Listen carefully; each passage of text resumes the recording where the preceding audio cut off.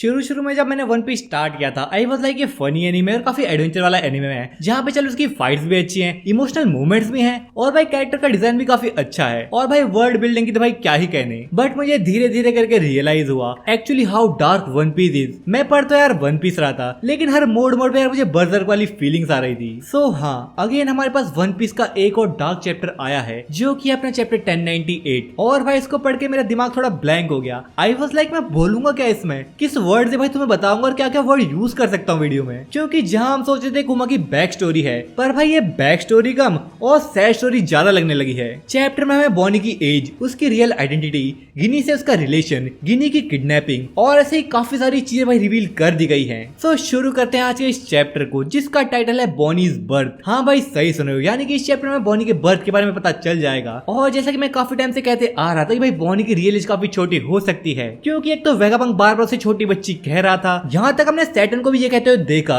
कि वो एक छोटी बच्ची है, इसको तुम छोड़ दो। सो भाई उसी चीज को यहाँ पे कंफर्म कर दिया जाता है। तो सबसे पहले हम बात करते हैं भाई गिनी की किडनैपिंग की। आखिर उसकी किडनैपिंग किसने करी ये तो भाई अभी स्पॉयलर्स में पता नहीं लगा है, बट भाई मोस्ट प्रोबेबली एक सेलेस्टियल ड्रैगन या फिर मरीन्स का कोई एक मेंबर था क्योंकि भाई गिनी किडनैप होकर गई थी मेइजोस के अंदर जहाँ पे भाई वो किसी सेलेस्टियल ड्रैगन की स्लेव बन चुकी थी। पर यहाँ पे स्लेव टर्म को मेंशन नहीं किया गया, यहाँ पे हमें ऐसा बताया गया कि गिनी भाई किसी सेलेस्टियल ड्रैगन की वाइफ बन चुकी थी। अब भाई देखो ये चीज तो मैं बिल्कुल नहीं मानने वाला कि गिनी किसी की वाइफ बनी, वो भी सेलेस्टियल ड्रैगन्स की, क्योंकि गिनी पहली बात तो एक स्लेव थी और दूसरी बात यह कि वो सेलेस्टियल ड्रैगन से बिलोंग नहीं करती थी जो कि उसकी शादी किसी सेलेस्टियल ड्रैगन से करा दी जाए। सो यहाँ पे किसी सेलेस्टियल ड्रैगन की वाइफ बनना ये सेंस नहीं करेगा। सो भाई वाइफ की जगह से क्या बनाया होगा तुम समझ ही सकते हो। अब भाई वर्ड भी मैं नहीं बोल सकता, इतना वैसा वो वर्ड है। अब भाई तुम ऐसा समझ सकते हो कि राजा की भाई काफी रानी तो होती थी लेकिन उसके साथ साथ भाई उनको ऐशो आराम प्रोवाइड करने वाली कई और लड़कियां भी होती थी। यहाँ पे जिनी को भी उसी तरह का काम करना पड़ा क्योंकि उसको एक स्लेव बना के मेइजोस के अंदर ले जाया गया था।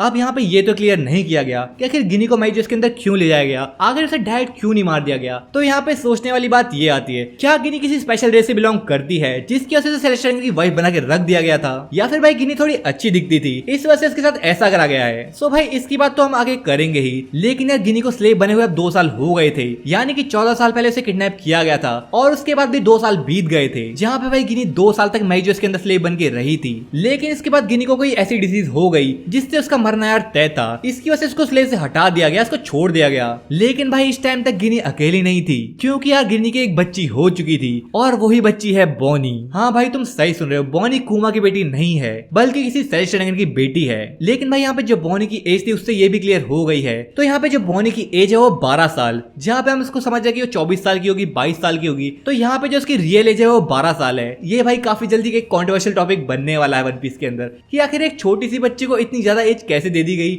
और आखिर इसको ऐसे फॉर्म में कैसे दिखा दिया गया। हम इस समझ सकते हो कैसे फॉर्म में कह रहा हूँ मैं। सो यहाँ पे गिनी को एक डिजीज हो गई थी, उसको छोड़ दिया गया और बॉनी भी यहाँ पे उसके साथ ही थी। तो यहाँ पे गिनी ने कुमा को लास्ट टाइम कांटेक्ट किया। अब कैसे कांटेक्ट किया ये तो भाई चैप्टर में हम देख पाएंगे, लेकिन गिनी ने कुमा को कांटेक्ट किया और कुमा यहाँ पे जैसे उससे बात कर रहा था तो यहाँ पे वो जान गया कि आखिर गिनी कहाँ पे है, तो वो अपने आप को टेलीपोर्ट करके गिनी के पास पहुंच जाता। लेकिन भाई जब तक वो वहां पे पहुंचता तब तक बहुत देर हो चुकी थी क्योंकि उस टाइम तक गिनी की डेथ हो चुकी थी।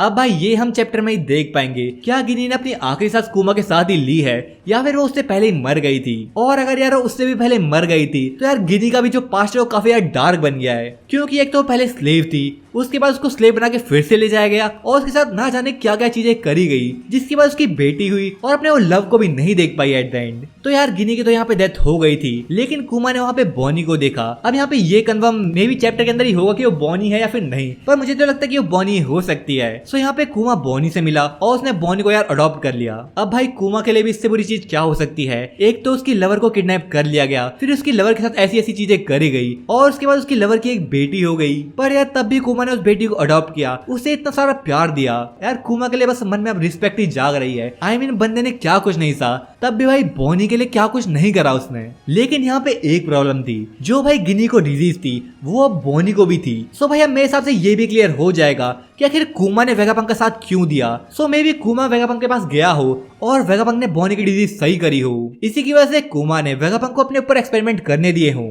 पर भाई अभी के लिए ये बस एक स्पेकुलेशन है और ये चीज कंफर्म नहीं हुई है, सो हमें चैप्टर में ही कंफर्म की जाएगी। लेकिन आखिर एक क्वेश्चन हमारे सामने आता है, आखिर इन दोनों को कौन सी डिजीज थी जो कि ठीक नहीं हो सकती थी? क्या ये वही डिजीज है जो रॉजर को हुई थी या फिर ये कोई और डिजीज है? क्योंकि यार डिजीज तो काफी सारी हो सकती है जो कि डेडली हो सकती है। लेकिन भाई अभी के लिए सबसे बड़ा सवाल ये है कि आखिर गिनी को किडनैप क्यों किया गया? क्या उसको गॉड वाली इंसिडेंट की वजह से किडनैप किया गया था क्योंकि गॉड वाली इंसिडेंट उसी की वजह से हुआ था, या फिर यार इसकी वजह कोई और थी? क्योंकि जब सैटर्न को पता लगा कि बॉनी एगेट के अंदर है तो उसने भाई ये लाइन कही कि हमें उसकी कोई जरूरत नहीं है, वो बस एक छोटी बच्ची है, उसको ऐसे ही छोड़ दो। और जब अकाइनो भी बॉनी से मिला था उसने भी बॉनी से एक लाइन कही थी कि जब तुम भाग गई थी chills went down my spine, यानी कि अकाइनो काफी घबरा गया था। तो आखिर ऐसा क्यों था कि बॉनी के भागने से अकाइनो इतना डर जाएगा या फिर इतना घबरा जाएगा? क्या ऐसा हो सकता है कि उस टाइम तक वो सोच रहे हो कि बॉनी जो है वो कुमा की बेटी है, यानी कि उसके अंदर बुकानियर ब्लड है, इस वजह से उसे किडनैप किया गया हो? क्योंकि ऐसा भी हो सकता है जब बॉनी पैदा हुई हो तब भाई उन लोगों को पता ना हो उसके बारे में और उन लोगों ने सोचा कि बॉनी मर चुकी है क्योंकि इसको डेडली डिजीज थी। या फिर सच में ऐसा है कि बॉनी और जो गिनी है वो किसी स्पेशल रेस से बिलोंग करते हैं, या फिर जो बॉनी है किसी बड़े सेलेस्टियल ड्रैगन की बेटी है। वेल अभी खून तो मेरा यार इस बात पे खोल रहा है कि आखिर 2 साल तक ड्रैगन क्या कर रहा था? आखिर उसने गिनी की मदद क्यों नहीं करी? क्या वो लोग नहीं जानते थे कि गिनी कहाँ पे है? क्या उन लोगों ने ढूंढने की कोशिश नहीं करी उसे, या फिर वो लोग जानने के बाद भी डर गए थे कि मैरी जो इसके अंदर है और वो उसके लिए कुछ नहीं कर सकते? सो आने वाले चैप्टर में शैंक्स, लूफी, कुमा, बॉनी कोई हो या फिर ना हो, पर मैं ये चीज जरूर देखना चाहूंगा कि आखिर ड्रैगन ने क्या किया इस मामले में। क्या उसने कुछ किया भी या फिर वो चुपचाप बैठे रहा? और अगर वो चुपचाप बैठे रहा फिर तो यार ड्रैगन के लिए रिस्पेक्ट जो है मेरे मन में काफी कम हो जाएगी।